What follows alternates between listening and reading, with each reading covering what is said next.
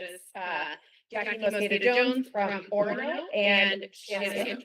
I do that. Thank you. Jackie Mosqueda Jones from Osseo, not Orono. Orono is represented. And Shannon Andreessen from Hackett Public Schools. So next up, we will move to approval of our meeting agenda this evening. Is there a motion to approve the agenda as presented? So moved. Second. We have a motion by Ruthie Dallas and a second by Heidi Marty. Any discussion? All in favor, please say aye. Aye. Any opposed? The chair votes aye. The agenda is approved. Next on the agenda is open forum for community comment, and we do have somebody who is going to be addressing the board this evening. I would like to welcome to the microphone Scott Swanson. You have, I think, all the information that you need to share your words with us this evening. We look forward to it. Thank you. All right. Good evening, Madam Chair, Superintendent Dowd, and the rest of the school board. I hope you're all doing well, and thanks for the opportunity to speak to you all and to advocate. I'm here in my capacity as an assistant principal and a representative of our Intermediate Principals Association, which is brand new. As a licensed math teacher and special education teacher, and then an instructional coach, program facilitator, assistant supervisor, and now an assistant principal, I have only practiced my craft as an educator in District 287. For my first day teaching at the Hennepin County Homeschool, I realized that this was the right fit for me, and since then, I've committed to serving our students to the best of my abilities, increasing outcomes for them within our walls and outside. My story has many similarities to other assistant principals and principals within our district. We all have stories just like that, but with varying differences. My purpose of speaking to you right now is to make you, the board, and Marcy aware of the market reality around salaries for principals and assistant principals. My hope is that you gain an awareness of our purpose as an association, our current market reality, and our commitment to continue to find a reasonable contract, given this is our first admin contract ever. In order to obtain and retain quality assistant principals and principals, our salary schedules and contracts need to reflect current markets. As a district, we've always tried to neither lead nor lag member districts in regards to contracts. This is an ideal that we have done well in meeting, especially with 2209 and 284 contracts. We hope to achieve the same ideal in our contract now and in the future. So now I'm going to go back to my roots as a math teacher, put on my math teacher hat and share some numbers. So for those of you who are math oriented, get your pencils and calculators ready. The numbers I'm going to share are based on current contracts that have been current contracts for 2209, as well as our current operating admin and unaffiliated guide. A 287 teacher with an ed specialist degree, which is the level of education that we need as administrators, in step one on their contract would earn about $66,000 in a year. That's a daily rate of pay of $359 and an hourly rate of pay of $44.95. A 287 teacher with an ed specialist degree in step 11 would put them at about $95,000. That's a daily rate of pay of $516 and an hourly pay of $64. An assistant principal, based on our current guide, has a starting salary of $95,191.92. We work 261 days out of the year. That puts our daily rate of pay at about $364. Our hourly rate of pay would be $45.50. A principal starts at $104,000 to $104,253. It's a daily rate of pay of $399, an hourly rate of pay of $49.87. What that means is, as assistant principals, our hourly rate of pay is equivalent to step one of the teacher schedule. Principals' hourly rate of pay is equivalent to step three of the teacher schedule. In a comparable market analysis of our member districts, excluding the outliers on the high end, because we know there is significant difference within our members as well, we actually have excluded the top 2 districts' admin contracts. The average starting salary of a 287 principal or assistant principal is $30,000 less. And that is compared to member district middle school principals and assistant principals. These numbers are based on contracts that were in place last summer and do not reflect any contracts that have been settled since July 1st of 2023, not 2020. With that, I want to thank you for your time, for your consideration as you provide board parameters and feedback to the management team regarding our negotiations. Thank you. Thank you, Scott, and thank you to everybody who is part of the, as you said, brand new Intermediate Principals Association. Look forward to continuing our work with you. With that, we will move on to approval of the consent agenda with routine business items that we approve in one motion unless there is a request to remove an item for individual consideration. Not having heard of any requests or seeing a board member prepared to do that, I would entertain a motion to approve the consent agenda as presented. So moved. Do you have a second? Second. We have a motion by Michael Birdman and a second by Karen Orcutt. Any discussion? All in favor, please say aye. Aye. Any opposed? The chair votes aye and the consent agenda is approved. Now we're so excited to move to the share the success and recognitions portion of our agenda, where we have 2 things that we get to celebrate tonight. First up, coming up to the microphone is I am just messing up left and right this evening. Close enough. They're right down the road. And from our Education Center, Principal Greg Beck, who is here to introduce and really shine a spotlight of success on one of your great students at ABEC. Yeah. Thank you. Good evening, Chair Brackey, Superintendent Dowd, and 2887 board. Welcome all the new faces. Great. Thank you for all your work as a board. I'm Greg Beck, Principal Ann Bremmer Education Center. I'm grateful to be here tonight to share a brief update about what's going on in our school, and then the highlight of nice sorts to welcome Elijah and his family up here once I'm done sharing a brief update about ABEC. So that's the exciting part. And I also want to welcome Brian Burns, Assistant Principal at Ann Bremmer in the audience, and Kathy Utter, Social Worker at ABEC that attended tonight.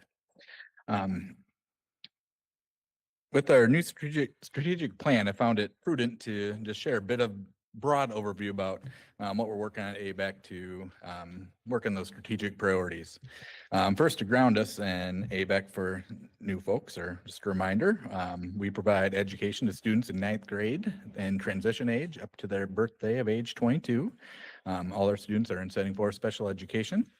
We currently have 119 students in a variety of different programs working on their academics, career transitions, a lot of work skills going on in our building. So super broad overview. Stop by anytime, give us a call. For our in cultivating equity inclusion, I wanted to highlight our reintegration. 10 students may not seem like a lot when you have 120 students, but when it's high school and transition age, we're pretty proud of that number. They come from a variety of member districts, and currently those 10 students, 8 identify as Black or 2 or more races. And our current racial demographics of our 119 students, we have 50% identify as Black, 10% 2 or more races, 11% Hispanic, 26% white, and 3% either Asian or Native American.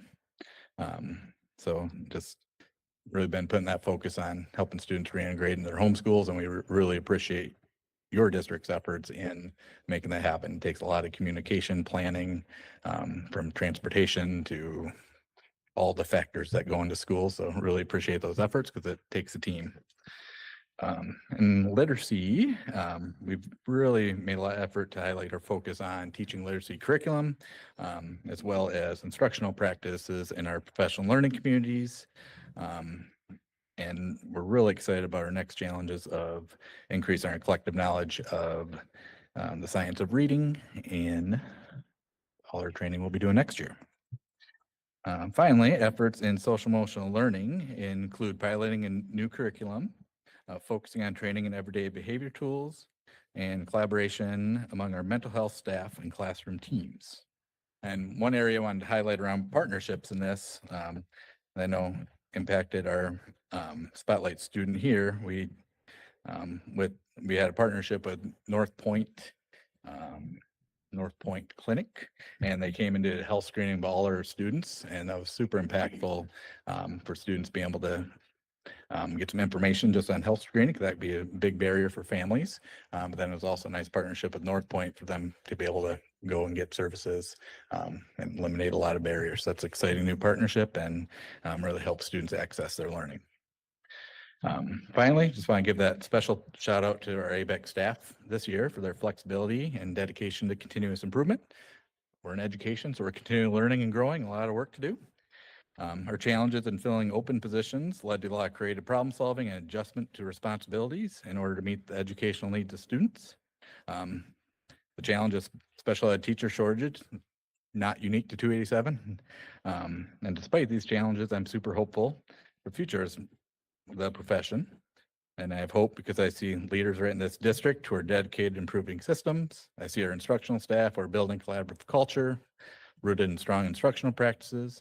I also see staff who are encouraged to engage in new growth opportunities for themselves in all our, especially in 287 with all our new partnerships and growth opportunities for paraprofessionals.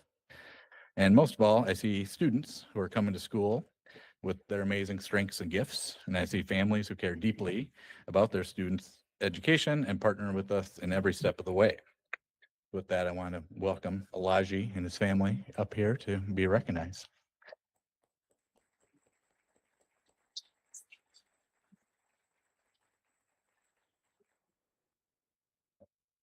Come on up, Elijah. Come on. They'll have questions. So Elijah here is 11th grader from Osseo Schools. Been at ABEC since 9th grade. At NEC some before then, right? And he's growing in lots of areas. When I asked his teachers, he's built up a lot of strength, a lot of independence. He's engaging in a lot of learning opportunities. So I'm riding the bike the other day. So just that physical and academic strength has been huge. One thing Brian Burns mentioned is how excited he was when he used to need a lot of help with lunchtime, and now he's independently eating lunch. So that's been awesome to see. So I'd just like welcome any questions to Elijah and his parents, Fanny and Solomon. Thank you so much for being here. We are so excited to have you. And I already heard about your famous wave that you do, the parade wave. Can you give us a big wave before we ask any questions? See? All right. Is there anything that any of you would like to share with us? We certainly are here. If there's anything that you would like us to know about Elijah or about Elijah's experiences at ABEC. We wouldn't mind sharing a little bit of Elijah. Thank you for having us here. This means a lot because when we had we received the invitation like a couple of weeks ago, and it was exciting. We're looking forward to it, and it's a great day. But Elijah, as you guys can see him right here, that's his twin brother. Yeah, they're twins. Made it here a little bit too early because they were 23 weeks when they were born. Yep, he was 1 pound. Now he's almost as big as me. Elijah was 1 pound, 4 ounces, and that's how life started for me and Fanny because we got the news that we were gonna have twins, and it was the best moment. Knowing that, okay, going to the doctor's office, going home, knowing we're gonna have twins, nothing more exciting, nothing more of a great feeling than that. And, that's how life pretty much started with the joy and looking forward to preparing for these guys here. But fast forward to the day that, things turn around and so quick because, she started having pain, going through stuff that we had no idea. This is our first time ever having kids. I took her to the clinic. Somehow, whatever the diagnostic was, they thought she had a bladder infection or some kind, whatever. So they prescribed her with some antibiotics. We went to the pharmacy, picked it up, went home, and that was the boys coming out. We didn't know till like around 1 o'clock, 2 in the morning. I was sleeping. She kicked me. And I'm having pain. I was like, okay, jump off the bed. She went to the bathroom, came back talking about seeing some blood. I'm like, oh no, I'm not calling ambulance. Let's go to the clinic because to me, time was just of the essence. So drove like, I don't care. If police behind me, I'm not stopping. We made it to the clinic. They rushed her in and came back and told me the babies were going to come out. Like, oh no. To me, that was game over, So I one of the nurses like, what are the chances of at least one of them making it? Like, well, we have 50-50 chance of both of them making it, but the first 24 hours gonna be really crucial. So we have to wait and see. I was like, oh man, it's like so many things running in my head at once. I have no idea what I walked into the hospital, where I was, and what I was doing. I have no clue because it felt like I was so helpless.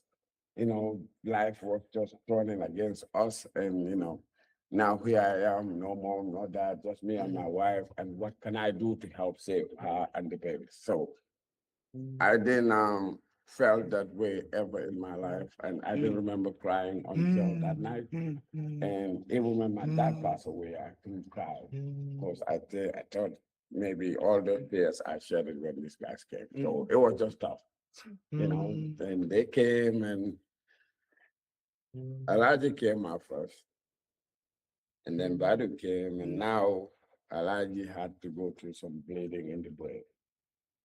That's another challenge, and they thought that was like on Sunday. Monday we had a meeting with the hope I'm not taking you guys time because I like your stories and but I'll just put it coming. Had the doctors meeting with the doctor and the nurses and a room full of people telling us that, asking us if we should give them the go ahead to stop the support for Elijah because he wasn't gonna make it because he had a bleeding in the brain, which was I think the most severe level was a level 4 and Elijah was a level 3. So they thought it was gonna progress, he wasn't gonna make it. I was like, okay, now you're calling me in an office to ask me to give you the go ahead to stop the support for this guy. Let's try to see if we can get what I have now and put it in him. Give him a chance. I don't care. He can take over. But to tell me to go ahead and allow you to stop the support and pretty much tell you, kill my son. That was how I took it. So it wasn't received very well. And I'm sitting there crying. Daughter is crying. The nurses are crying. The doctor who gave me that statement was crying. So now, okay, nobody there to console anybody. So it was not a good moment. The following day, the bleeding stopped. So now, okay, that was supposed to be a great news because they were expecting things to progress, but it stopped. Okay, it's not gonna get worse at that point, according to the doctors. But so whatever was going to happen is gonna stop from the level 3 bleeding, and then we have to live with it out. That's how we survive it. And Elijah being a survivor, he don't get sick. Everybody can get sick in the house with Elijah. So that's great, and we thought he wasn't gonna walk, but that's what we were told. Elijah didn't crawl like normal babies. He used to roll on his back to get to one side of the room to the other, which we all roll together and have fun with, and he didn't start, literally, Elijah pretty much didn't do no crawling, was barely sitting. until one day he rolled over to the front of the TV, held on and stood up.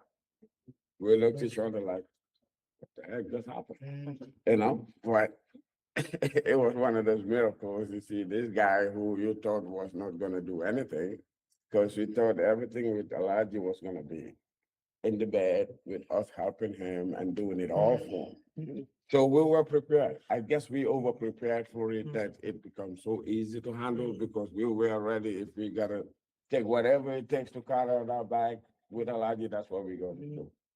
And he stood up, but not walking. The school districts at the time, they tried everything. Elijah started out on a wheelchair, was fine. The bus will roll up to the driveway and then we'll wheel him out and he'll go to school. At some point, his miracles kept building up. Elijah got a walker, he will do it. He was just behind him. Yeah, he is now today walking freely, maybe stumbling, slip and slide, but he's not falling. So that's a great thing. And then the other side of Elijah's life is you guys, in every step of the way. I would say it anywhere I go. I don't know how life would have been with Elijah without, the support of the team that is behind Elijah, which is you guys, the teachers, the doctors, whoever. You guys do a great job. I come to you guys' buildings, it make me feel proud of having my son in you guys' hands. I trust Elijah's life with you guys. That means that from the bottom of my heart. And I'm not gonna cry. I know I can do it, but I'm not gonna do it. I can say thank you. If I have my way, those numbers that you just called out, we will multiply them. I have to thinking about this 90-some thousand, that's nothing. Because these teachers, you guys make millionaires and billionaires out there. So why should you be getting paid 60,000, 70,000, 80,000? Those guys making the big money. They don't think about you guys. I don't understand the politics of it. I don't. You're the numbers guy. You do the math. But thank you guys so much, and I appreciate what you guys do, and keep doing it. We appreciate you guys. You got something to say, Ida? No. Thank you guys so much. Yeah, thank you. All right. Thank you so much for sharing a bit of your family with us tonight. We so appreciate it, and also just want to appreciate the staff. Brian and Kathy, thank you for being here tonight. Shout out to Jamie. Greg, thank you. Appreciate all of it. When we go to their school, everybody's running around trying to make us as comfortable as we can be. Not because they hear that I'm saying it. That's just the truth. If we were not welcoming the place, we would not.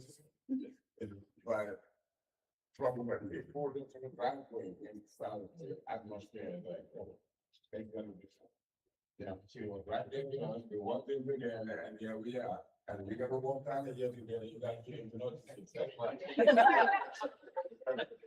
Thank you. Thank you. Thank you for spending part of your Thursday night with us. I meant when I said this is our favorite part of the meeting, is being able to do the celebration that speaks to the work that happens in our building every day with our students and our staff. So I'm grateful that we get this window into our work, and I know I speak on behalf of the whole board. Say that. So let's continue sharing the success and recognitions. And this time I am going to welcome up the principal of the North Education Center. Adeline Dwyer is going to introduce our February 2024 Above and Beyond winner. Okay. So I just want to say it's nights like tonight that I am so grateful to be a part of this 287 community, hearing stories like Elijah's, and then also having the honor of introducing each of you to Larissa View. Larissa is in her 25th year of being an educator and teacher at 287. She currently works in our elementary program, which I'm not supposed to have favorites, but it's my favorite program. So I've had the privilege of working closely with her for over the past 5 years. She's a true professional. She exhibits everything we could ask for in an educator. She has sound instructional practices and makes learning fun and engaging. I often walk in her classroom and overstay my welcome because of how engaging and captivated she makes learning. For example, Larissa has students learn sight or high frequency words each week. These words are scaffolded based on students' current reading level. Once a student has learned each word and can use it within an appropriate context in a sentence, the students get to ring the reading bell that they have in class. The pure joy our students share when they have finally learned all of their words and get to ring the bell is infectious. As I said, she makes learning and especially literacy fun. Larissa is a leader and mentor in our community. She is open and eager to have student teachers or new staff or mentor new teachers into her classroom. She helps set consistent expectation and common practices in the elementary program, and she is part of our school-wide PBIS team and shares strategies on how to implement tiered interventions within our Setting 4 community.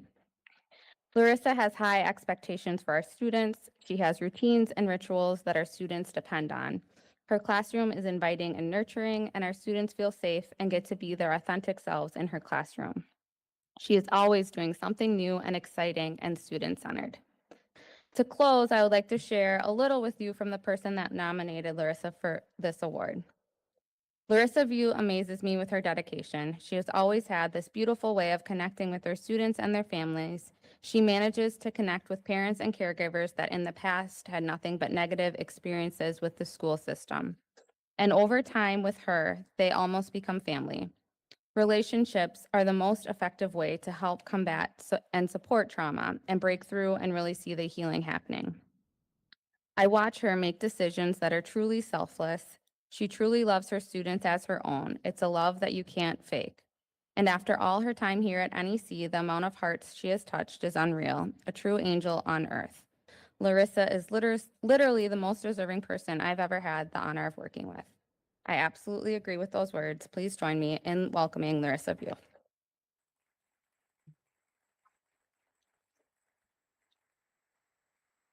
Thank you. Thanks. I just want to say that the minute I walked into 287, I came in as a para, and I knew it was the place I wanted to be. I walked into the classroom and a kid threw a chicken wing at me, said some choice words. I'm like, yeah, I think I'm going to like this. I really did. I was like, this is my place. This is going to be interesting, and there's always going to be something to learn, and our job is never boring. And I really do enjoy connecting with families. I think that's the way to, I always think of, I have my own kids, and I always think of, really being able to connect with teachers and being on board with the school, especially with these parents who have had negative experiences. A lot of them come in with negative attitudes, and they're very defensive. And so I feel like learning a way to talk to them so that they feel heard and supportive is very important. I usually take calls whenever, because I feel like if a parent is anxious about something or stressed about something, all they want to do is just connect with the teacher so that they feel calmed and they know that their child is in good hands. So I really think that's the most important thing, is connecting with the families. And then the student knowing that the families in school are on board together. And I've seen a lot of success with students because of that. And I just think the kids need to be celebrated, even if it's the smallest success. My greatest thing about working in 287 is just all of the colleagues at North Education Center are fabulous. I've always loved my team. My teams, I couldn't do this job without my team. Teachers cannot do this job in this type of setting without their team. So the team also needs to feel supported and special and needed, and they need to feel celebrated as well. So, and I just, every day I get up, I love my job. So thank you. Thank you.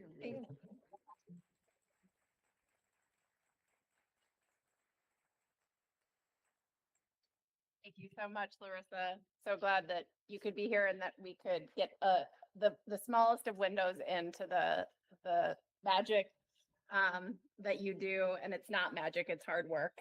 So thank you. And I feel like, these last however many minutes, really are 287 at its best. And so I feel really fortunate that, we've been able to have this time together tonight. So thank you so much for being here, and glad we get to recognize you in this way. Thank you. All right. Pause for not a great transition to the superintendent's report this evening. Would you like to give just a very brief overview of what we're going to talk about before we transition into closed session? Sure. Thank you, Madam Chair. Before we go into closed session, just an overview is we did have a cybersecurity audit. And so we'd like to share with the board the outcome of the audit. And because it's connected to safety and security, we are going to move into a closed session. Okay, so I'm going to read the legal language because it's really important, because there are very few reasons under which a school board closes a meeting. So we like to make sure that it's clear why that is justified. The school board may hold a closed meeting pursuant to Minnesota statute 13D.05 subdivision 3D to receive security briefings and reports, to discuss issues related to district site security systems and emergency response procedures, because disclosure of this information in an open meeting may compromise security procedures or responses. So just a moment, I'll entertain a motion to move into closed session. At that time, the recording will stop because it will no longer be a public discussion. We will come back into open meeting. The recording will begin again when we move into our instructional report, which will follow this discussion. So that is what is about to happen. Are there any questions? All right, is there a motion to move into closed session as allowed by statute 13D.05 subdivision 3D? We have a motion by Heidi Marty and a second by Dan Ginestra. Any discussion? All in favor, please say aye. Aye. Any opposed? The chair votes aye, and the board will move into closed session at this time.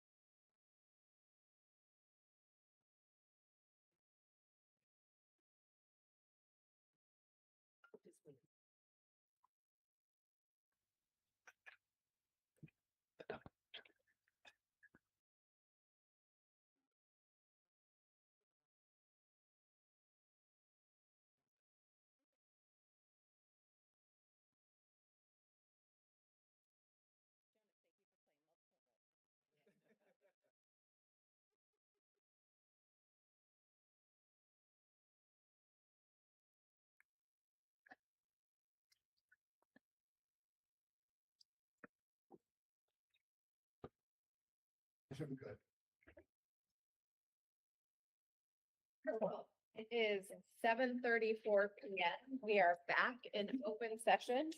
And excited to move to the instructional report.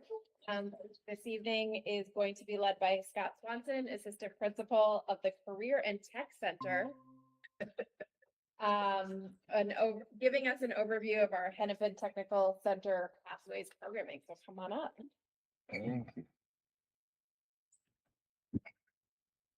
All right.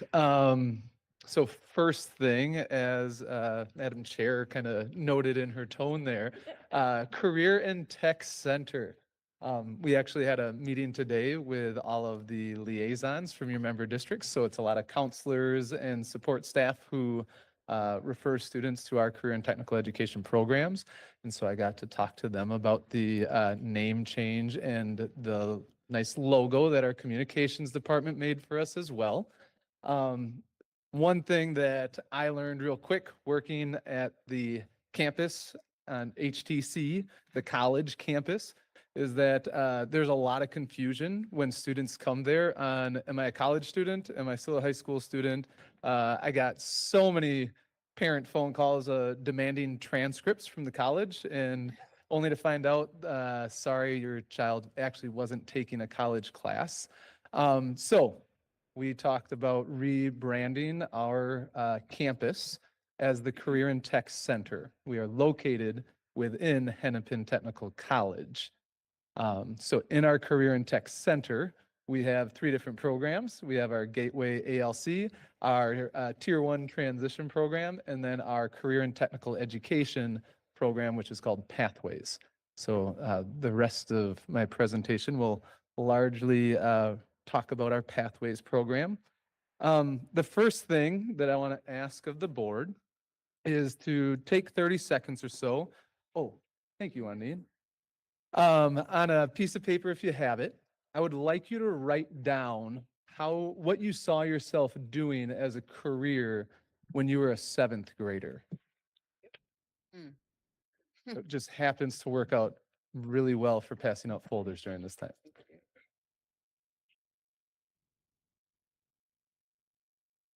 As you do that, think about like what was most valuable to you at that point in your life.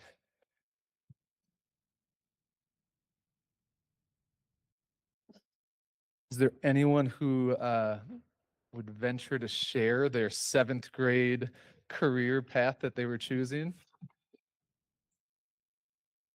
I wanted to be a forest ranger. A forest ranger. Okay. I thought I wanted to be an architect. Okay. That was something I thought about too. It wasn't that long ago for me, so I should remember it a lot. Yeah, I knew it was something like with elections or politics. Okay. I wanted to be a judge, but I didn't want to have to be a lawyer first. Awesome. Thank you for sharing. Oh, I have the clicker. So what we know is that career pathways are not as linear as we think when we're 7th graders. And so how many of you can identify with the graphic on the left there about your career path? All right. I swore that I would never be an administrator, and here I am. I was a classroom teacher and thought that was going to be my job for the rest of my life. I love working with kids, and kind of fell into being an administrator, as weird as that sounds. But this is the reality of choosing a career path. And when we think about the generation that Gen Z specifically and the age demographic that my programs work with. We are talking about students who really value the opportunity to explore careers. So when you look at the statistics on the right there, that isn't just specific to Gen Z, but it's also the age demographic in general. As you get older, you tend to choose or switch jobs less. The statistic that I have ingrained in my head is that before the age of 24, you will have switched jobs the same amount of time as after the age of 24. And it's usually on average about 10 different job switches in a lifetime. So when we think about that, the demographic that we're working with is really thinking about trying on different hats of careers. So I love talking about this because I love giving students the opportunity to try on different hats and see different things and see how successful they are.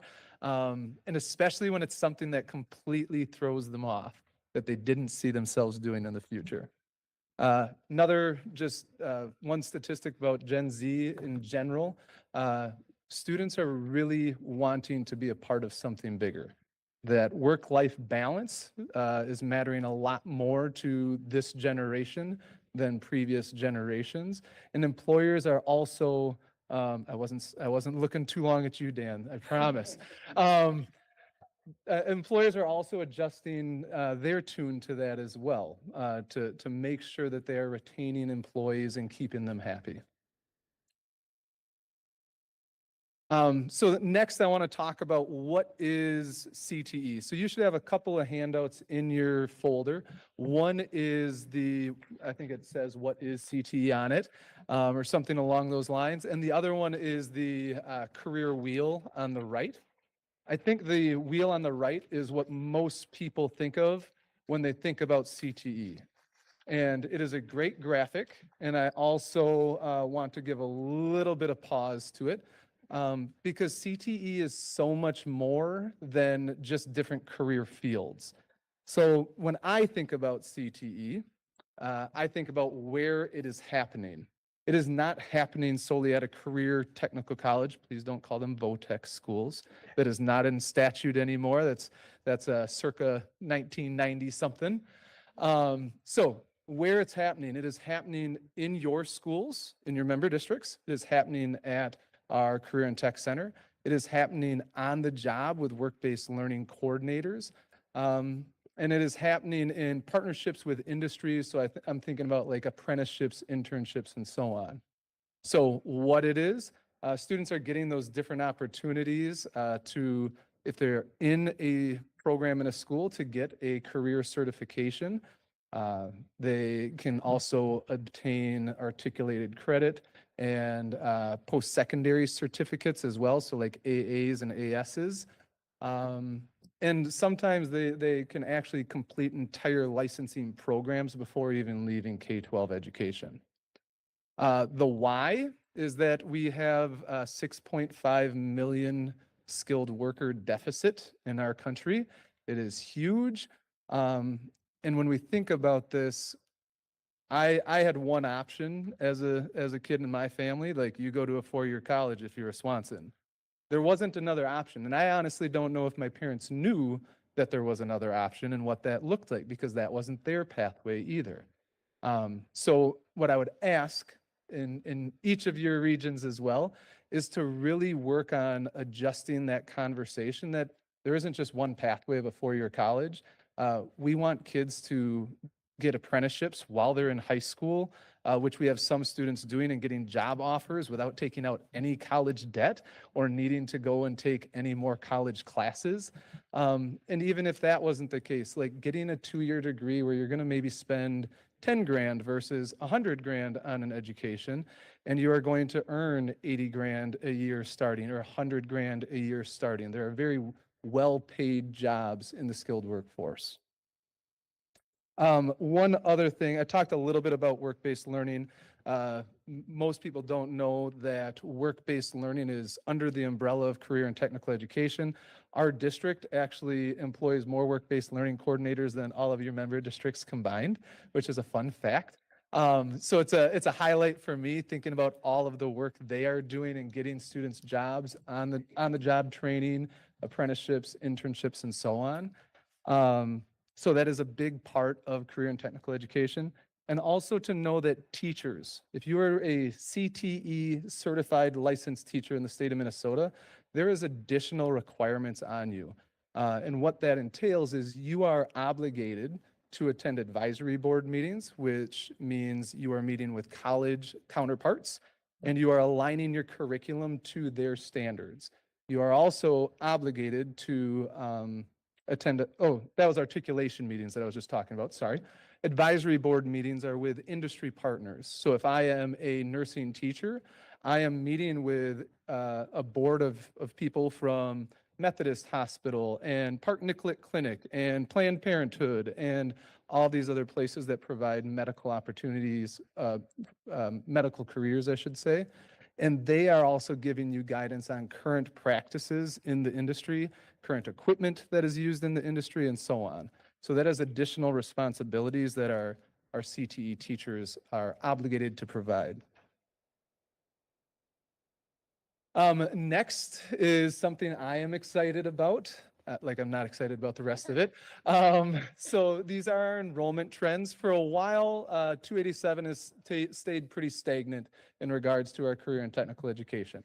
And with Superintendent Dowd's focus, we are really looking at what our program offerings are and how we are conducting our business. And so what you can see in front of you there is how many enrollments we had in fall of fiscal year 23. There has been significant gains so far this year, and the projected number of enrollments is going to increase quite a bit. So we are currently registering students for classes for next fall and next spring, and our registrations compared to this time a year ago are up about 40%. So that is very exciting for us. One example of partnering, and I will talk about this on my last slide as well. We want to partner with each of your districts as much as possible. We are piloting something new this year with Eden Prairie, and it is a health science pilot. So they are working on developing capstone courses for different trajectories that students may want to take. And in this case, Eden Prairie reached out and asked, hey, would you be willing to offer that capstone level course, which is kind of your senior level course that's going to wrap up all of your health science curriculum into a nice bow. You finish that course. And what our course that we're offering is a certified nursing assistant course. Students take the state test, they get their certified nursing assistant license, and then Eden Prairie is also going to work with us on providing some different like experiential opportunities for students in the class as well. So I'd listed a couple of them there of U of M Medical School and then Methodist Hospital. And in this case, we are still offering the CNA class in general for every student, but we are working on, we actually hired another teacher to have some Eden Prairie specific sections so that we could meet the rigor demands of the course that they want us to offer. All right. So lots of words on this slide. On the left, you will see the courses that we are currently offering. On the right, you will see the courses that we are adding. So everything on the left, nothing is changing there. Everything on the right is additional for next school year.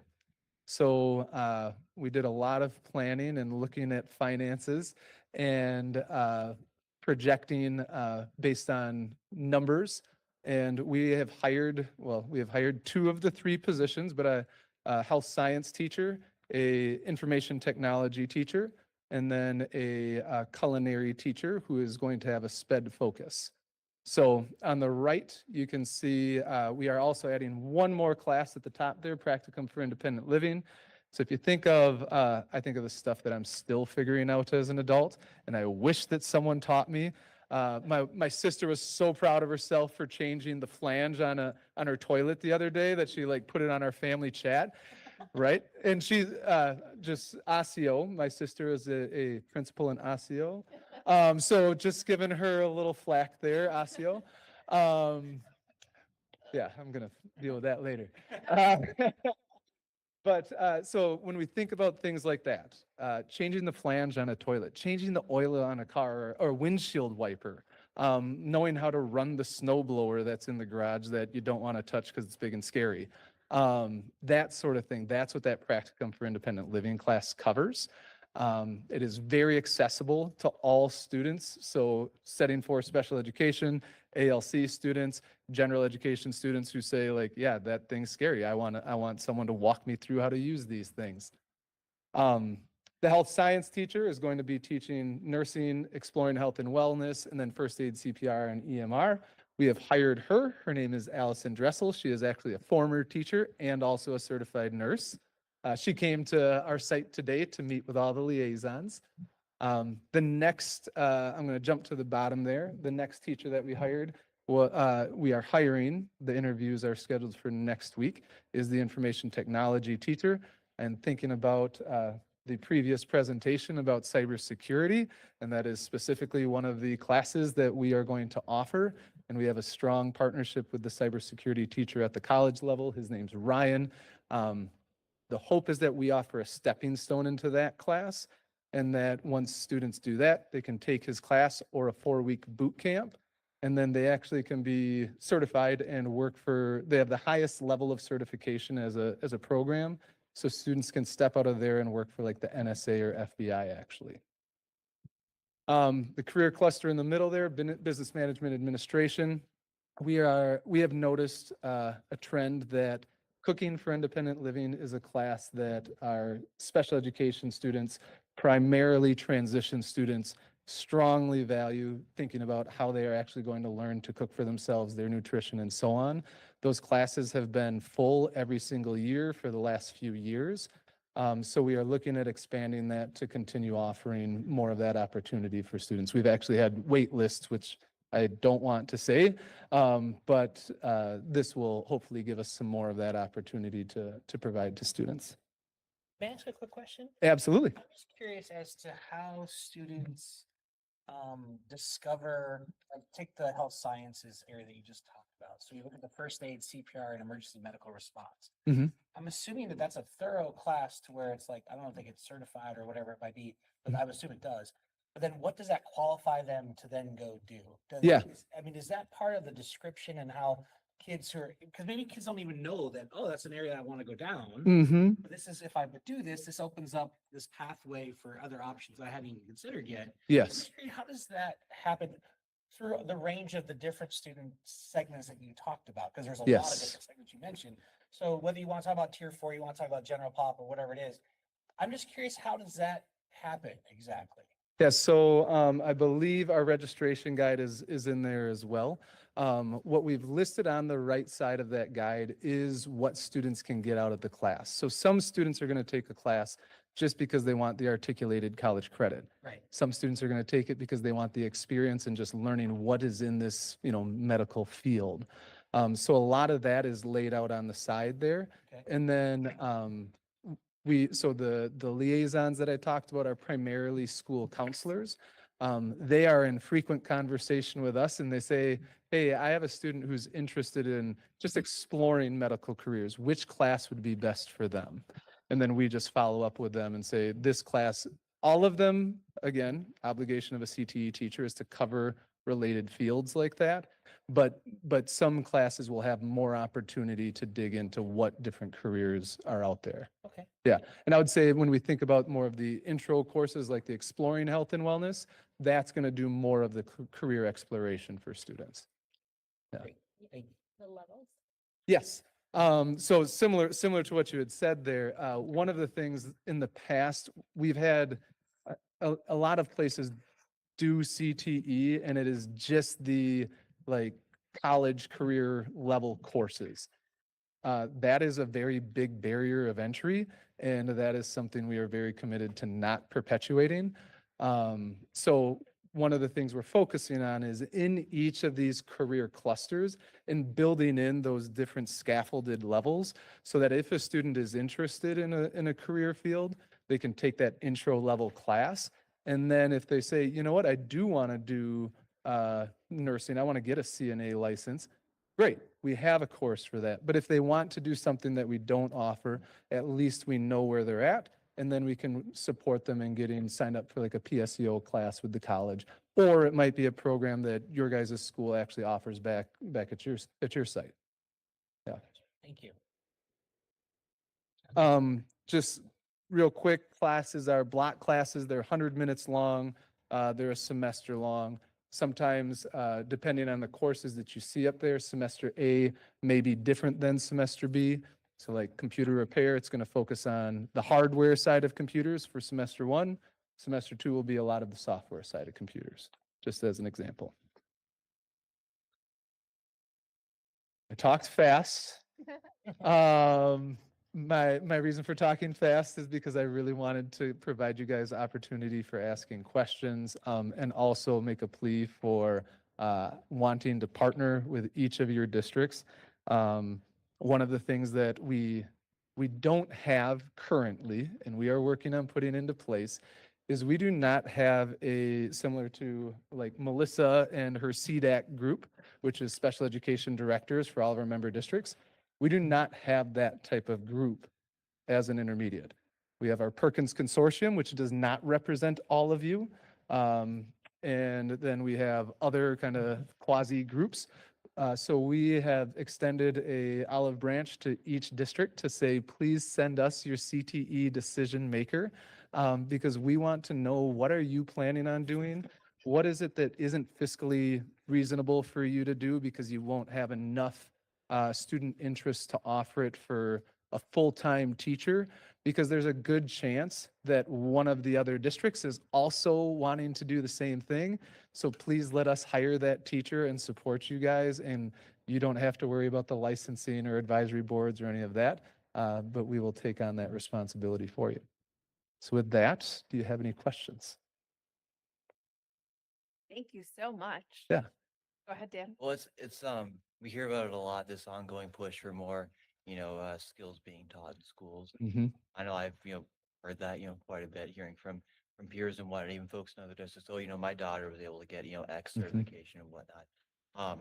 And I think at Wayzata, we're seeing that, quite a bit. And certainly, as we maybe build more infrastructure, there's gonna be pushed, okay, how can we make these classrooms, Mhm. fit or retrofit old infrastructure to be, suited toward, these kinds of environments. So, I guess what I want to know is, how do you, and we've heard this in the legislature, when we were at the MSBA conference, there was a conversation, I think there were some legislators who were concerned that if we have this kind of focus on careers and certifications, that it kind of takes away from just the bread and butter of being a high school student. Mm. That everything becomes too high. Now, it's not a cynical question, but just kind of, just drawing that balance, because obviously my concern is, I love this a lot, Mhm. but kind of then anticipating the criticism of, well, you're making kids too career oriented. That's kind of an adverse impact on the mental health. How would you Yeah. kind of just that dynamic?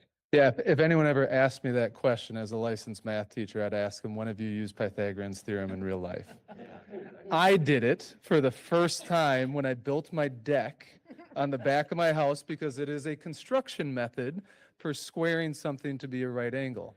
And I learned that through YouTube videos, right? So I don't say that facetiously. I say that because I'm still a licensed math teacher. I've never taught math by a textbook. It has always been hands-on. If we're talking about radiuses, we're bringing in tires, we're measuring radiuses, diameters, circumference, and we're going to figure out what pi actually means, right? So I didn't say this, but one of the efforts that we're working on as well is for all of our career and tech ed classes, aligning it to high school state content standards. So you can take Jeff's auto tech class.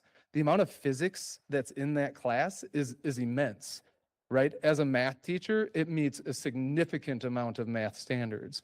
So to me, it is a hands-on application of the content standards. I had students build 3D printers when I taught math, And one of my favorite was one student said, like, why are we doing this in math class?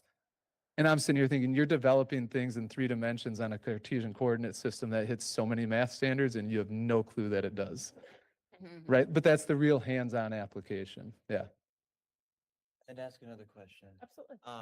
About kind of then what, kind of role would this have in someone's schedule? So you mentioned you're on Yeah. a block schedule, 100-minute classes. You know, is the average student gonna take, you know, have one of these classes in their schedule, 2 of these classes? Kind Mhm. of what do you anticipate in terms for the average student, what that would?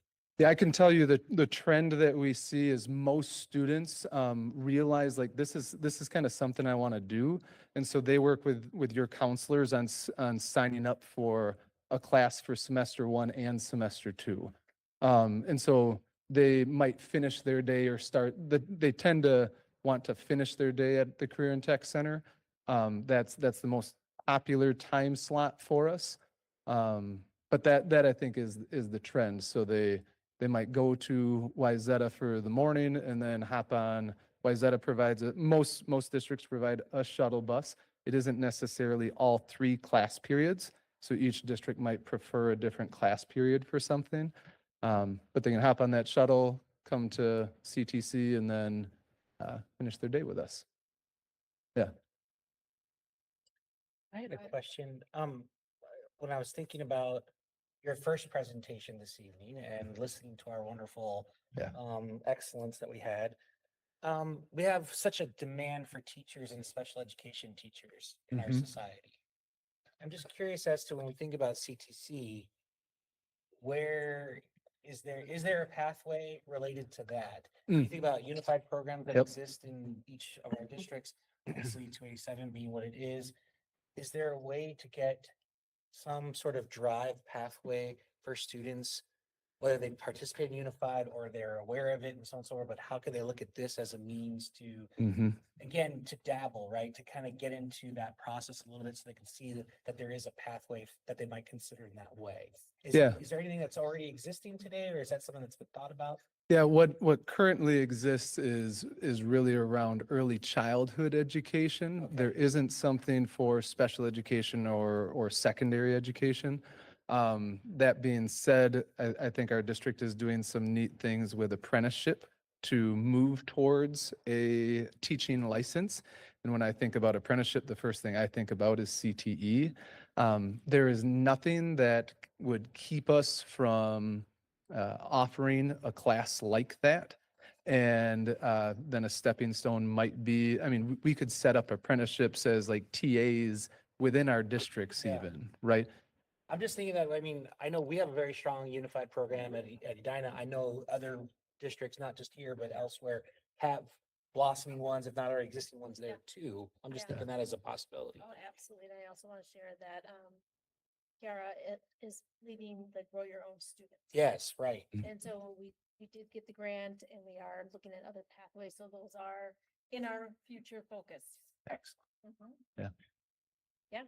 Karen? It includes an internship for students to participate in mentor with a mentor teacher. So they are an intern, a paid intern during our ESY program.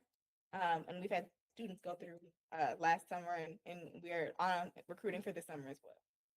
I just think when you asked about, the CTE liaisons at our districts and so on and so forth, I'm just thinking that could be an easy hook for some Mhm. of those, for the places we have Yeah, that. we do have students from our sites come over to take classes and see. Yep. And we hope to grow that Absolutely. more consistent. Yeah. Comments, questions?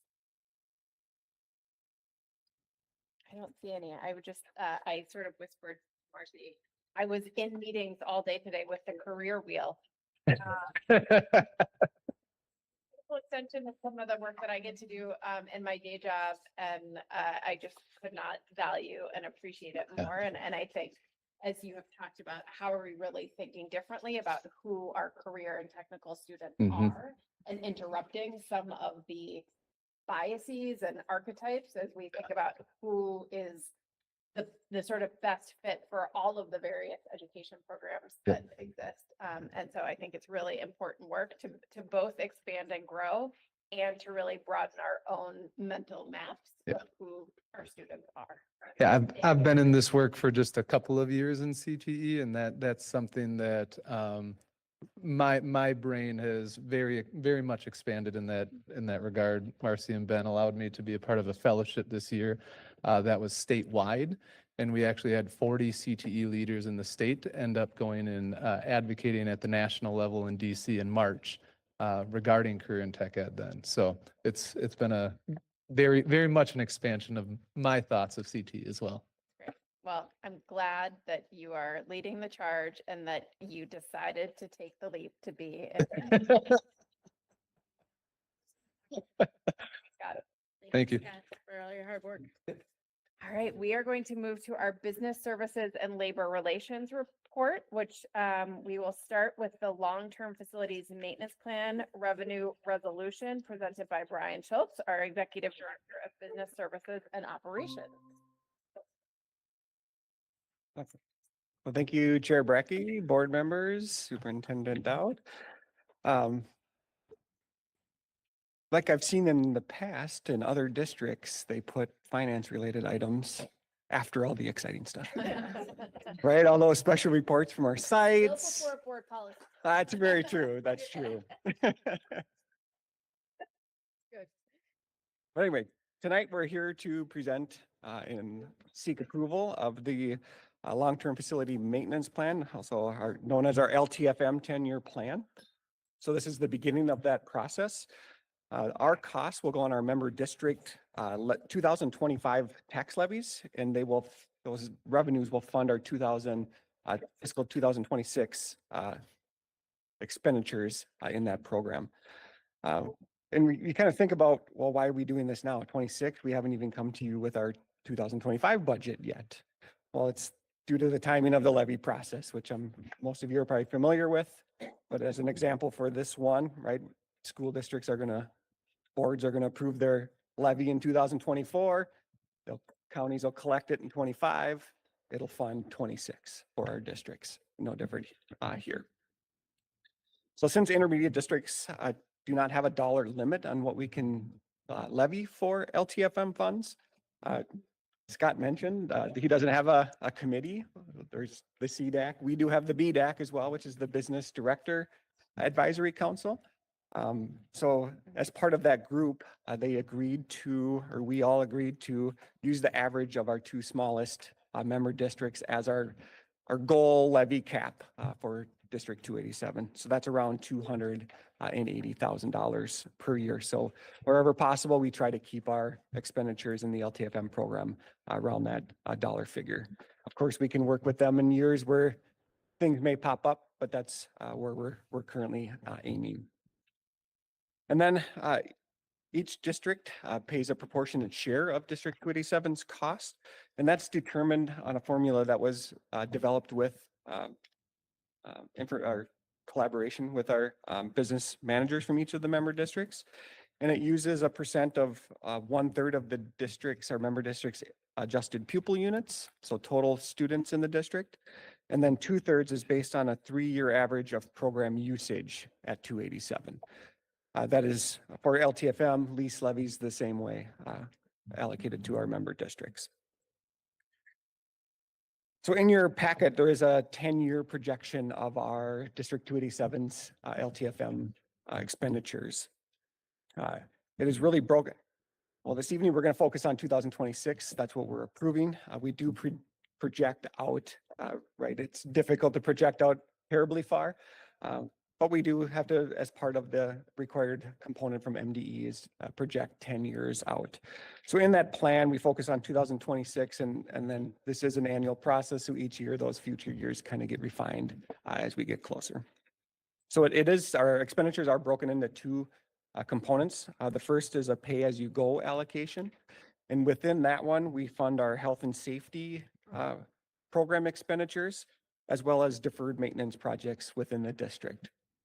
This is a relatively small pot of money. It's about $200,000 that we get, and about half, or 3/4 is used on health and safety programs, which is inspections, PPE in our districts, et cetera, things along those lines, like radon testing, lead and water, et cetera. The deferred maintenance component is relatively small, only about 55,000, but that's on top of our annual allocation that we have in our, just our general budget each year. And why that's so small, right, when you think of the 980,000 that we're levying or asking for, is the second component is debt service. We have two outstanding facility bonds that were approved. One was approved in 2017, and that was to do renovations at the Ann Bremmer Education Center. And then one was just recently done in 2022. And that one is used to, or as being used over these next, well, last summer, some of the projects were done. Some additional projects will be done this summer, and then as well as the summer of 25. And those were just deferred maintenance needs throughout all of our facilities: roof restoration, resurfacing parking lots, HVAC upgrades, retrofitting or replacing lighting, going to LED lighting, more energy efficient and better lighting within our buildings. Just some example projects that we've either done or will be doing in the future with those facility maintenance funds. So the overall process then starts this evening with our board approving our 10-year application, as well as the member district allocation and the resolution that's included in your packet. So that resolution then would be, we would then send to all of our member districts for them to include on their board meeting to approve by each of their individual boards.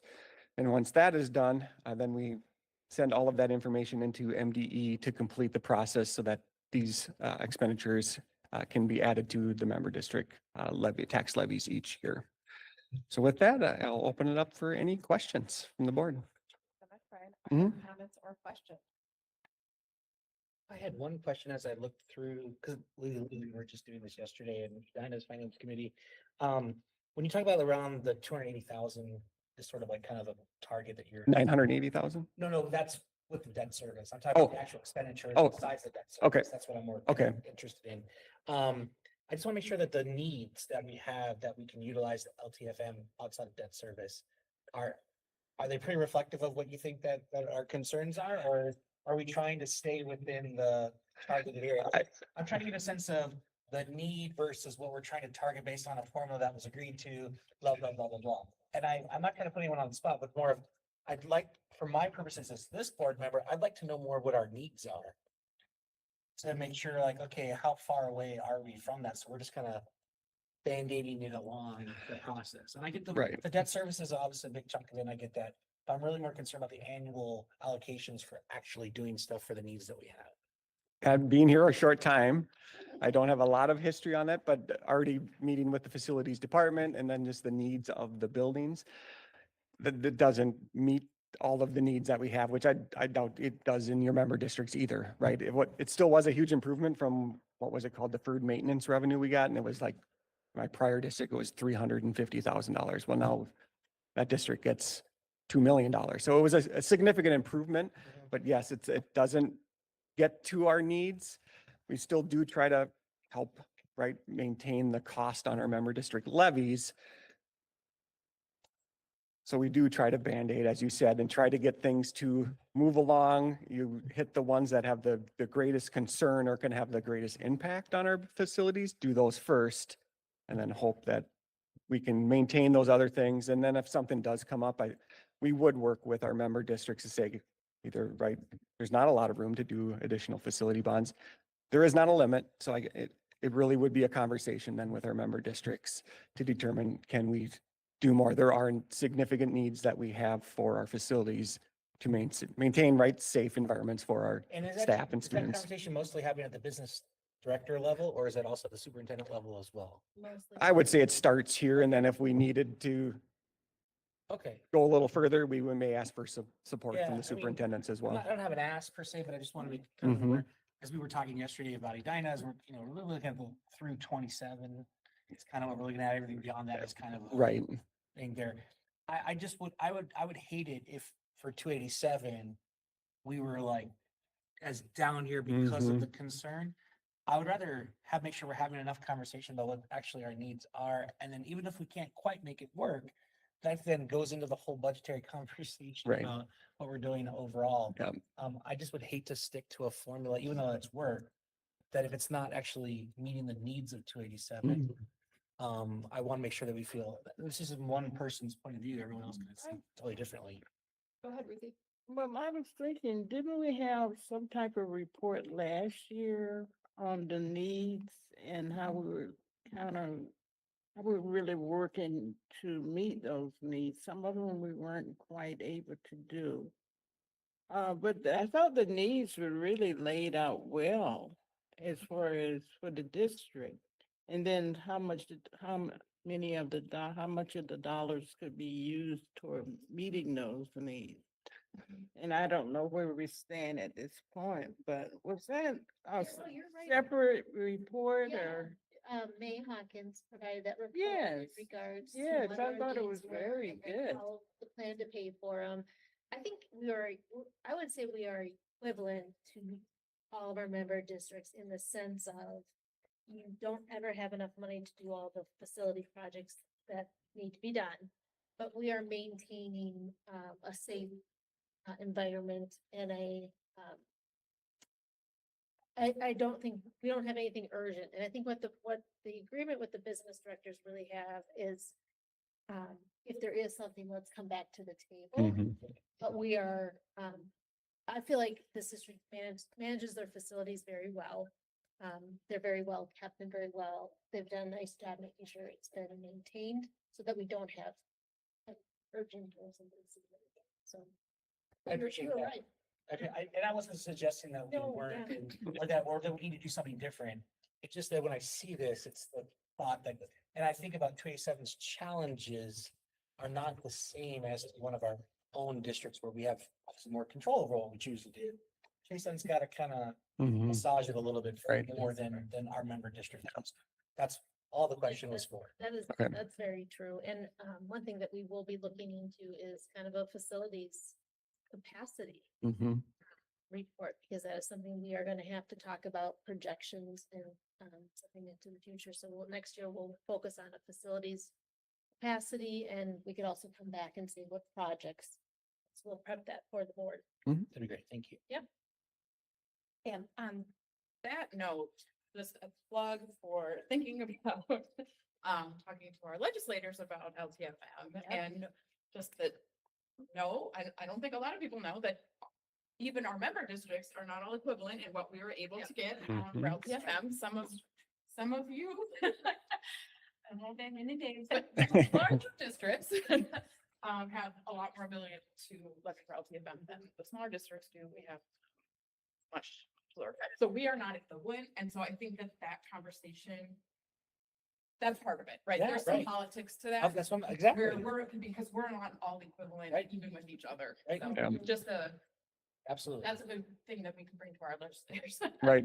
And the number, It does not seem, to me, it does not seem fair that some districts can levy unlimited and some can't. Because we have very old buildings. So we have a lot of need. Yeah. You know what I'm saying?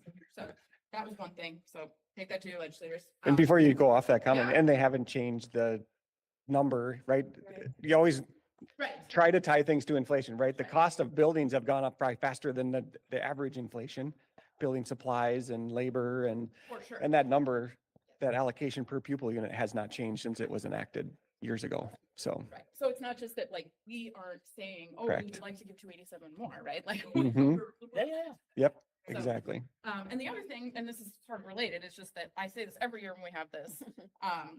But especially for our new board members, like this is one of those great places where this is one of the only places where you're gonna be taking 287 business to your home board. And this is gonna show up on your board agenda, and it's a great time for you to talk about 287. So just plan for that. Look for it on your agenda at your home district and think, oh, this is gonna be a good time. I can, kind of read up on what some of the projects are, but also just kind of talk about 287, because we don't have that many opportunities to do that, I think, going that way. We do it more this way. So I just always put a plug in for that when we talk about Thank you. this, because you'll see it soon. Mhm. Any other questions or comments about this specific request in front of us, which is to approve the 10-year long-term facilities maintenance plan resolution? Seeing none, is there a motion to approve the resolution as presented? So move. Second. We have a motion by Renee Bowman and a second by Ruthie Dallas. Any final discussion? As this is a resolution, our interim clerk here is going to pull the board. Right. Hand raised is Sampson, Bergman, Aye. Bowman, Yes. Radke, Aye. Casey is I, Dallas, Yes. Janestra, Aye. Hardy, Aye. Scanlon is absent, Orcutt, Aye. and then the others are absent. And the resolution is approved. Thank you so much. And yeah, just to echo what Ann shared, look for this on your home district agenda in the coming months, between now and the end of June, right? By the end of, yes, for your boards, typically, because a lot of boards don't have a July meeting, all the information has to go back to MDE by the end of July. Perfect. Okay. So we are going to move now to our financial report. Excited to welcome Gloria Wilder, our Director of Finance, who will present the FY24 budget revision that we will be asked to approve.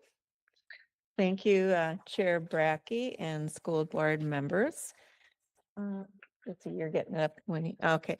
Tonight, we're going to be going over the 23-24 revised budget for this current fiscal year. Let's see. Our learning intentions for this evening is to review a little bit about the purpose of a budget revision, the legislative changes, the budget report itself, and then highlight some of those things in that budget report.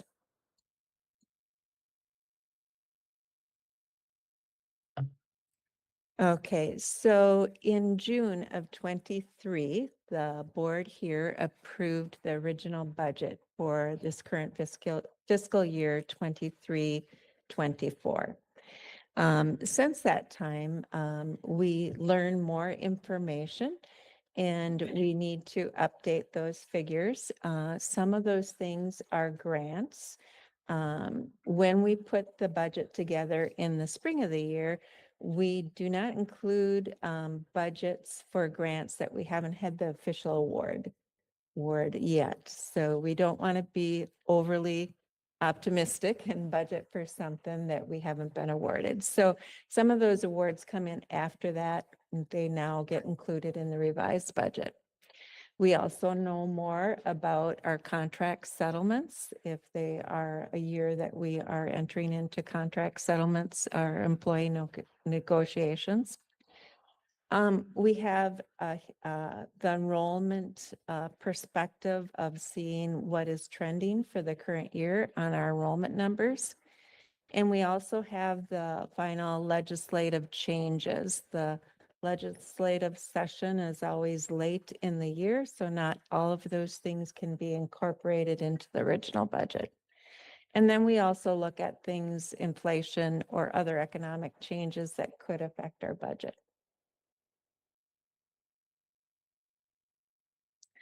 Okay, so in the legislative session, what did not make it into the original budget, we highlighted here. So we did have summer unemployment aid. And this was a legislative change that allowed school personnel that were off between terms or the summer to collect unemployment. We did get aid on that. The district received $343,676. That represented 90% of our expenditures. It's being prorated, but we are expecting to see that 10% come in the next fiscal year. We also received paraprofessional training aid. That is to provide funding for 8 hours of training for our paraprofessionals. That will be recorded in the expenditures. It's a 1-year lag, so we will have the expenditures this year and receive the revenue next year. The student support personnel aid to support those positions that we have listed there, school counselors, psychologists, school social workers, nurses, chemical dependency counselor, those positions. The district is eligible for about 462,952 in aid. That does flow through each of your member districts here. It was 40,000 per member district, but they did prorate it a little, so it became about 38,000, I think 607 per member district. We will invoice you for those expenditures that we have, and then we can only use the aid up to the point that we have expenditures for. And then we have the special ed separate sites revenue. And this was additional 1,689 per ADM for special ed students in a federal setting that is greater than 3. So our center-based programs do qualify for that aid, and that aid comes to us directly. So all of those things are incorporated into our revised budget. So I am going to start going over the numbers, the exciting part here. In your packet, you have a really big copy of our worksheet. The numbers get kind of small, so you can follow along either by using that spreadsheet or on the slides. I'll break it down by section of that worksheet. So I just wanted to talk briefly on the format of this. The first blue column, that is the beginning fund balance as of July 1, 23. So that is part of the revised budget, because when we put the original budget together in the spring of the year, we don't have the actual. We use a projected fund balance that was brought with the previous year's revised budget. So that is updated to actuals. The next 3 columns are your revenues, and the yellow highlighted headers are the original budget. What you are going to be voting on tonight is kind of those burnt orange columns. Those are revised budget numbers. And then on revenues and expenditures, you can see the next column over is the change between the original and the revised. So then you have the expenditures, same format, and then you go to the projected fund balance, and you start with the yellow. What was the projected fund balance for original, projected fund balance for revised? The difference is the difference between the beginning fund balance and what's in the revised. And then we have proposed transfers that we'll talk about later in the presentation. And then that gives you to your adjusted balance. So I'm going to start with the unassigned fund balance area of the general fund.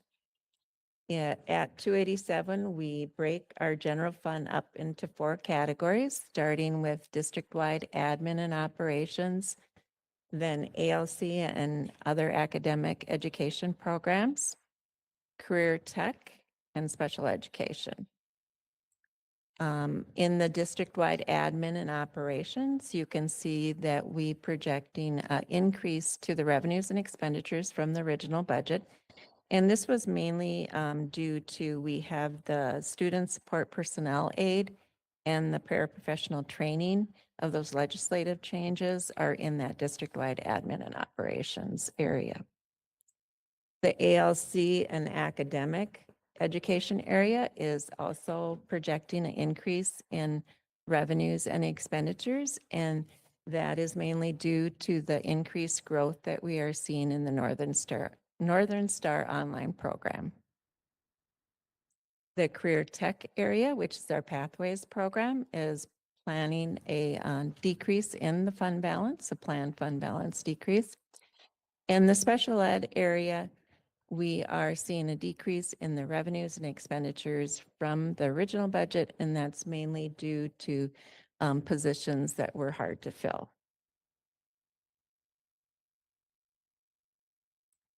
So that overall area on top, oh, and I forgot, yeah, I'm just gonna go, I'm sorry, I'm gonna go back one slide here.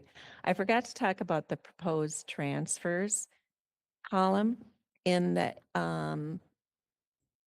district-wide admin and operations, ALC academic area, and career tech. Those positive numbers there coming back are from our subsequent year budget assigned fund balance that we'll get into a little later.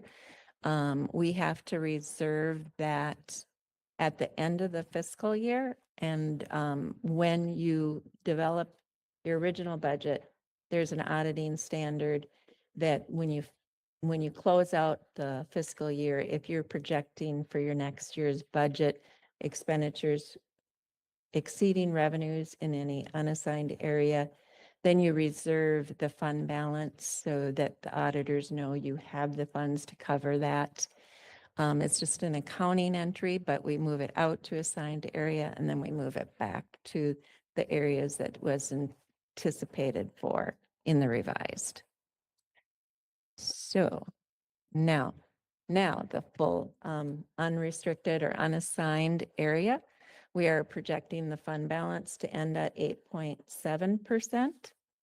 Our board policy is at least 6 to 8%. That is a slight increase over last year, which we ended FY23 at a 8.6% fund balance.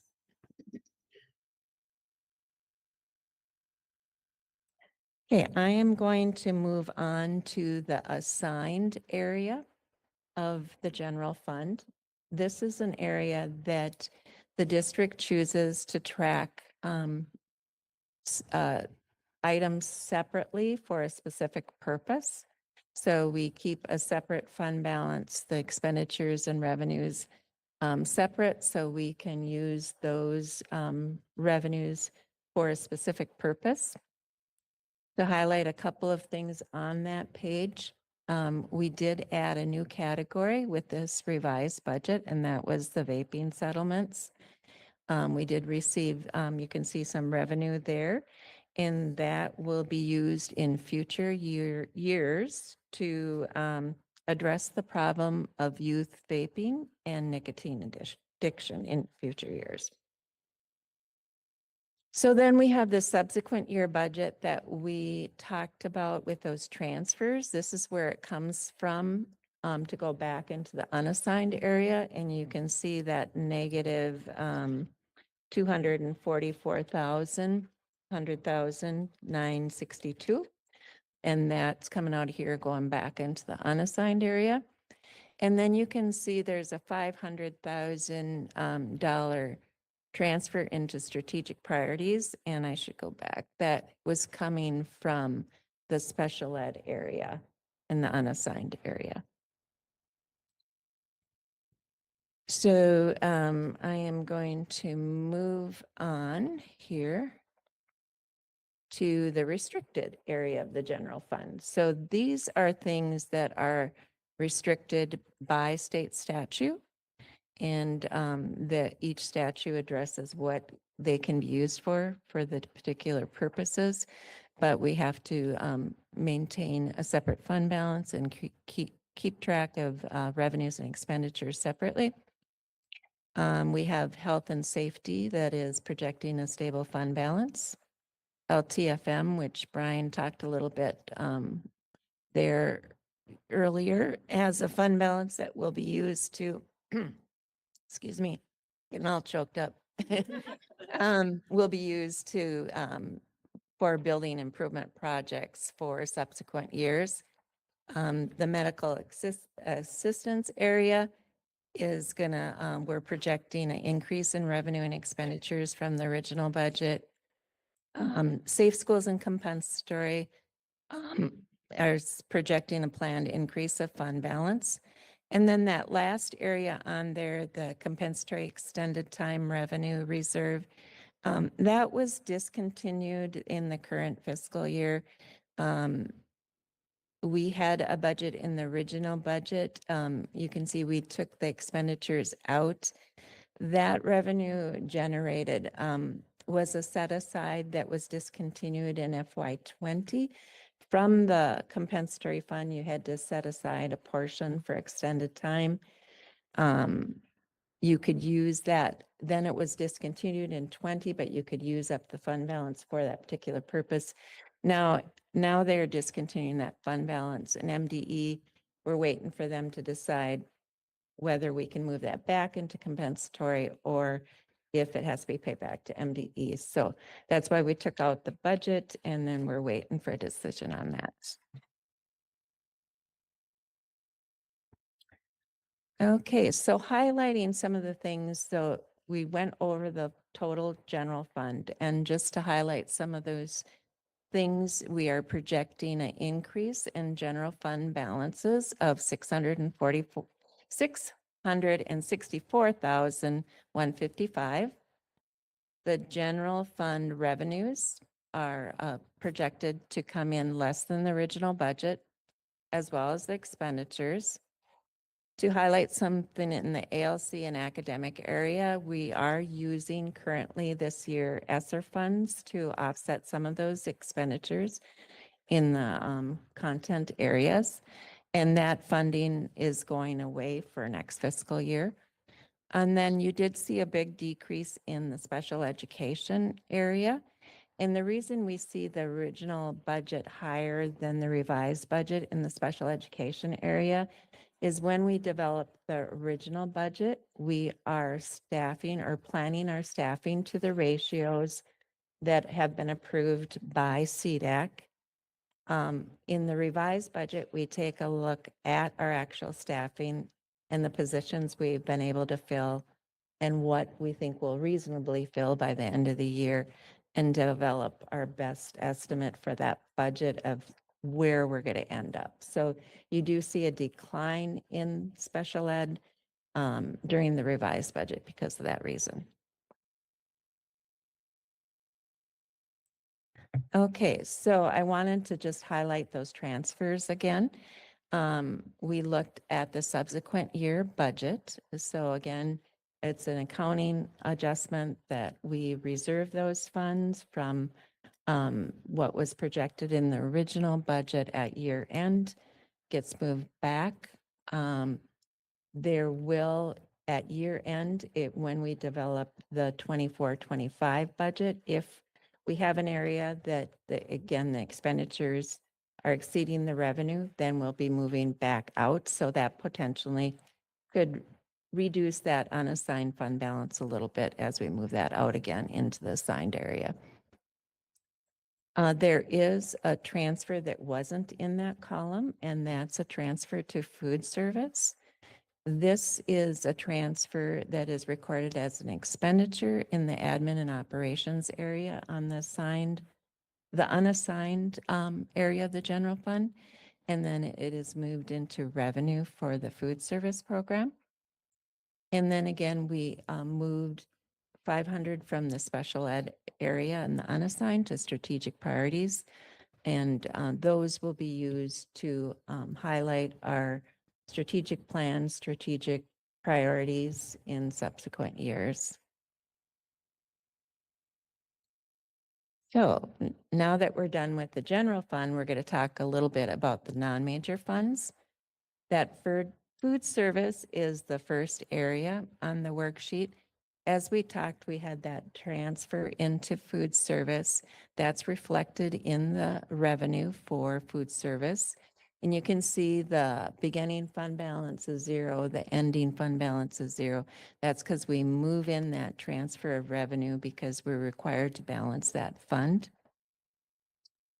And I know May in the past has talked about the economies of scale of our food service program and why we have to offset that with general fund money. We have the debt service fund, and that will continue to grow. We have an escrow set aside for the North Education School Quality Construction Bond. That is going to become payable in 2029. So we set those, it's a little bit different than our other debt service payments is in the fact that it's all due at a lump sum at the end. So it's all escrowed. So the district has the funds to pay that when it becomes due. The custodial fund is, we put scholarship fund, that's mainly our scholarship fund. The biggest portion of that fund right now is the horse scholarship fund. And that's for post-secondary school for students that were county-involved youth, I guess, is what they would say, call it. And then we have the construction fund, and Brian talked a little bit about this as well. That was that facility maintenance bond that was issued in 2022. And we have projects budgeted for this current year, and sounds like the next few fiscal years we'll be wrapping that up. We have internal service funds for both dental and health. The dental is projecting a little bit of a decrease in fund balance. The insurance committee did recommend an increased premium but our insurance is on a calendar year, so that started in January. So that only reflects half the year of the increase in the premium. And then we have the internal service fund for health, and that is projecting revenue increase. And that's mainly due, we're seeing that the increase in interest rates, and you can see they have a pretty good fund balance. So we allocate out the interest to those funds. So that is mainly what you're seeing in the increase in revenue there. So just to highlight or sum it all up here, I guess, our total revenues for across the bottom for the whole district is 119,312,057. That is a little bit of a decrease from the original budget of 147,275. We have a little bit of decrease in expenditures as well. That equals about 2.4%. Yeah, that would be the 3,281,615.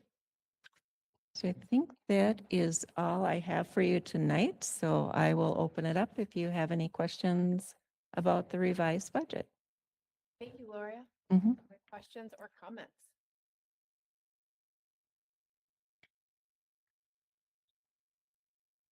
See any, I will just add a comment, which is thank you. This is great. Well, I said, I don't know if it was you or Winnie or Dana, but I said, I think the numbers are so small, it should be bigger. And they really took that seriously. So. Yes, this is fantastic. Honestly, like the easiest I've ever been able to read. So Yeah. thank you. Uh-huh. Anything else? Not seeing any, we could entertain a motion to approve the FY24 budget revision as presented. So moved. Second. We have a motion by Ann Casey and a second by Renee Bowman. Any final discussion? All in favor, please say aye. Aye. Any opposed? The chair votes aye and the revised budget is approved. Thank you Thank so you. much. We have reached the board business section of our agenda. We are going to do a first read of 3 policies, and then we'll wrap it up after that. So I'm going to turn it over to Superintendent Doug. Thank you, Madam Chair. The first policy we'll look at tonight is policy 522, Title 9. As you know, we are following the MSBA policy model language. So the changes you'll see on the summary is just really the changes of the numbering to align with MSBA as well as titling. Under the purpose, there was only a minor change because one of our, at the ad hoc committee, we were wondering if Title IX also protects transgender. And so that is identified. Otherwise, this policy is reviewed every year, so there are very few changes other than additional updates on the cross references. So that's policy 522. Any questions? I don't see any. Okay, so again, first read, so we will have time if there are questions or things that come up between now and when it would come back for a second read and potential approval. So let's move on to the next one. Great. So the next policy we have is policy 526 hazing and then reporting procedures. There are quite a few changes. The last time this policy was reviewed was in 2016. And so much has changed. Plus, as part of the legislative changes in regards to language changes in the policy. So the highlighted changes are just added language under the purpose, under the general statement,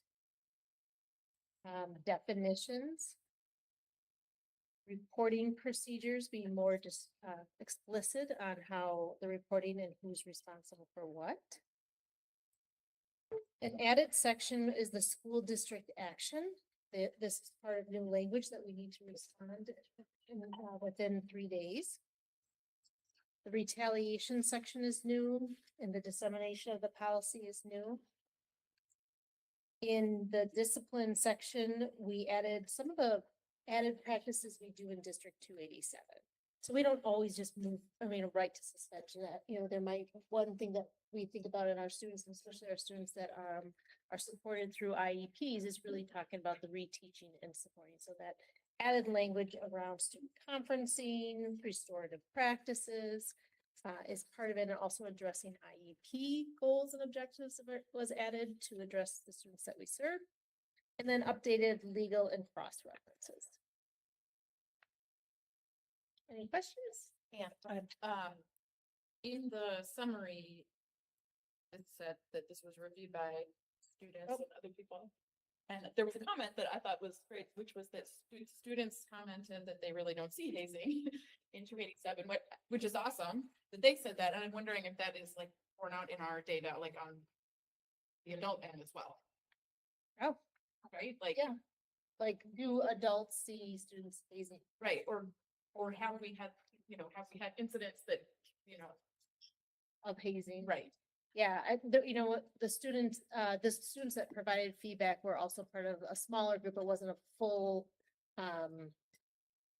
input from all of our student body, but part of that social studies course. Yeah. And so that was a small sample size of addressing that they don't necessarily see hazing here. Yeah, which I think is great and probably Yeah. true. And it's just a curiosity of like, Yeah. have we ever used this policy in a situation? Oh. I guess that's kind of. Since what I've I'm been here, the answer would be no. I can't tell you pre-me. I think what you're touching on is the thing that came up in my head when reading it is the definition of hazing is actually very Yes, specific. specific. And so I Correct. imagine it hopefully prompted some interesting conversation with students about the difference between hazing and bullying. Yeah. Because I imagine bullying would be the far more common Right. policy and experience than hazing, just because of how narrowly hazing is defined. Thank you, yeah. Any other comments or questions? Okay, again, first read, so we'll come back to it. And then last but not least, All this is a right, big one. This is a big one, and there was a lot of changes. So this is policy 506, student discipline. And in this policy, again, it was last revised in 2016. So besides the legislative changes, there were also just general changes. Yeah. You'll see, besides the titling, the purpose is aligning with MSBA language. Definitely added sections under the general statement. Definitions, this non-exclusionary is the language that's coming up. Withdrawal agreements. This policy had a lot of sections that were revised, so added section 4, section 5 in areas of responsibility. Some of the areas of responsibility, when we talk about the school board and the superintendent, the ad hoc committee talked about incorporating some of the frameworks that we use for equity and so we added some language that was outside of MSBA, but aligned with the Minnesota Department of Education's thought in regards of everybody's responsibility for an equitable and safe learning environment. Student rights, student responsibilities, there's enormous amounts of sections, so I'm not going to go through, but you can see the added sections. Code of conduct was added under section 8. That was significant additions from the MSBA policy, more explicit. Recess and other breaks, making sure that we're not taking away recess due to discipline or use it as a consequence. Section 10, you'll see disciplinary action options. Again, we not only added MSB language, we also use language that ways in which we reteach and support and have restorative practices in a trauma-informed environment. And so we added some of the things we do, also addressing students' IEPs in the process. Removal from class was a drastic change in the legislative language in regards to what does it mean? What are the reporting requirements? Talking about an active period or missing a class period, and then consecutive class periods. This is something that we really will have to address in our buildings because some of our students through their IEP process are removed from classes to self-regulate and then come back in. So it is something that we'll be working with our administration to talk about what does that look like. And the whole premise is that students are not missing their educational day and content. And yet we have to strike that balance between the IEP, student needs and the educational component. Any changes to the IEPs need to be made to more clarify that particular scenario, or has that already been part of practice? Yeah, so the IEPs are the individual education plans for the students are designed for them. These new reporting practices, so we don't have to change the IEPs because it is designed for them, but because they might need to take a break or be removed from class, now we need to keep track of that. How many times was Marcy removed from class? If we're seeing a pattern of behavior, we'll now have to have an IEP meeting to address it at the IEP because I'm missing too much of my content. So it's adding more monitoring of it as well as action steps after if it's a pattern of behavior. Dismissal, suspension procedures were changed. So this was a significant change. There were many sections added that were not part of our current policy. The readmission plan, we always had a practice of readmission, but it's just articulating it in the plan. Notifications of any policy violations. Student discipline records, students with disabilities was updated. Open enrolled students, which the discipline complaint procedure. So if there's any concern about how a student was disciplined, either by the staff or by a family, there is a way in which someone could put in a concern about how the discipline occurred, and then there'd be an investigation. Distribution of this policy, and then the review of this policy will be done annually. A lot of legal changes and cross references. And in essence, this is one the students had a lot of input in and want to provide a response. Overall, our students say students should be disciplined for their behaviors, and it's disruptive to people's learning, and we need to have a safe learning environment. They talked about sometimes they don't see that discipline is being handed out equally from what student A to student B. They really talked about administrators getting more training around discipline and other ways to support students. Actually, administrators said the same thing. There's a lot of changes in this from the legislative session. We'd like to really dive deep into it and get some training and build our own consistency. And so that we are clear. And so this is something that we have talked about. Elizabeth and Ben meet with the principals on a regular basis. And so we just started bringing some of the policies forward and really going, well, now what does this mean? Because some are changes to our current practice, but not all of them. And just reaffirming what we're doing. This was a significant change. And I'll open it up to questions and comments. Are there questions or comments? Heavy lift, thank you. Yeah, it's a lot. Really appreciate everyone's work. We have a good ad hoc committee. Well, also what's great is that as you're demonstrating with, as we go through these, updating things that haven't really been touched in, regardless of the legislative changes, just the natural course of things. which is what we had talked about when we did this. That's excellent. So Yeah. I think we're on the right track. Appreciate that. We have 3 more policies that are part of the student section of MSBA, and then we will actually be done. And it took us many months to do the student sections, but I do believe, and I have to shout out to Kiara, our Director of Equity, in regards to her support around students' input in our policies. It adds something so much, it adds a lot to our policies, and it just, that's why we're just doing 3 at a time. So just want to acknowledge your work and appreciate. May I ask, did you get student input from all levels or like, how did you, because I'm interested, because I'm on the policy committee Edina now, and like, I don't think we quite get student input in the way that 287 is done. So I'm just curious to if you can summarize your approach to getting student input. Is that possible? You missed the video. Well, But yeah, We actually, we had a presentation about it at our last meeting. Oh, I wasn't here. I don't think I was Yeah, on- yeah. Oh, I'm sorry. I'll- Yes. Never mind, I'll look it up myself. So I wrote a unit, a social studies unit, and I leveraged social studies standards for students. And there is a standard on policy development. And so I drafted the unit. I pulled out like there's 6 skills that students need. And so I crafted lessons around each of those 6 skills. And it was given to our middle school and high school teachers.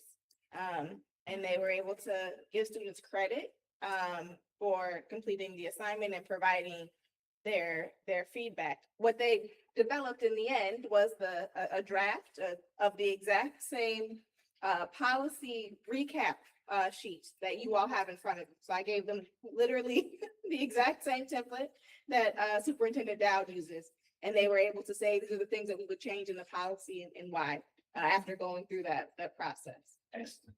Thank you. I will definitely go back and look at the video. It was a it great was great. presentation. The video of the students talking about it is really fantastic. So I'm glad that you asked so that we could bring that back up for great. others who might not have seen it as well. I just want to revisit it, but it is really good. I feel like I am more confident as we are doing things, especially like a policy of this magnitude, that is now built in through the process. So I am deeply grateful.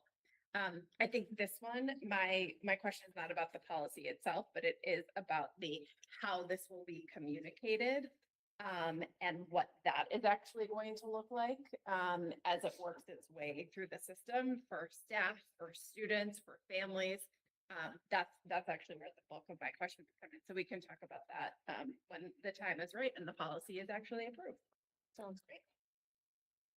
Okay, so we are going to, as I said, wrap things up from here. I think just the one thing that I would share on sort of the calendar front is our next meeting is Thursday, April 25th. We don't have anything scheduled between now and then as far as to get on the bus or a local 2209 lunch.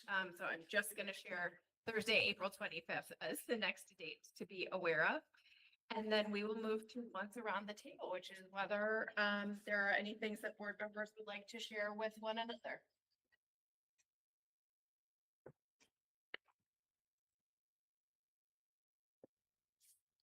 I guess all I would say is, I just want to the wonderful presentation that we had, I think it was in January? Was it January? When we had yes, we had the wonderful presentation from the South Education Center and a Edina student, his pathway that he's gone through. And we love that. We asked them to come and do the same. We have no problem with our own board meetings. And finally, Superintendent Dowd and Deb, who's the principal at SEC, came and made that presentation on Monday. It was fabulous. And it really was another example of how we can educate our own board members and our community that these are our students. They're 287 students, but they're also Edina students, and how we in our collaboration make that happen. Given that fact that we have 3 new board members on Edina that started in January, they know very little about this. So it was wonderful. So I just wanted to say thank you again for making that impact.